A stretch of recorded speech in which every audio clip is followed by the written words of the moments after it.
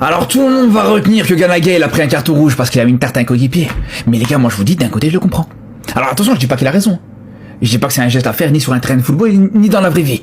Mais je veux dire, je comprends sa frustration les gars. Parce que quand on voit l'action depuis le début, quand on voit dès le début les gars de l'action que t'as un Ganagay qui a le ballon ici, qui va justement faire une passe à Michael Keane.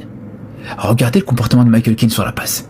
On dirait qu'il va faire exprès de laisser passer le ballon, les gars. Il va même pas faire semblant d'essayer de récupérer ce ballon. Alors ok, la passe, elle est pas exceptionnelle. La passe, c'est pas la meilleure passe du siècle. Mais quand je vous dis, voilà, son comportement, où il s'arrête complètement de jouer, ou même sortir sur le porteur de ballon, sur le joueur d'United, il va même pas le faire. Même essayer d'aller au ballon, il va même pas le faire, les gars. C'est là où, comme je vous dis, je comprends la frustration de Ganagay juste derrière. Et il va lui dire, juste derrière, il va dire, va au ballon, tu fais quoi? Pourquoi tu vas pas au ballon? Et c'est là où je comprends, encore une fois, cette frustration, c'est que non seulement, voilà, il va juste essayer de lui faire comprendre que tu vas aller au ballon, il va lui faire comprendre sa frustration. Et comme vous voyez, Keane, il va le pousser une première fois.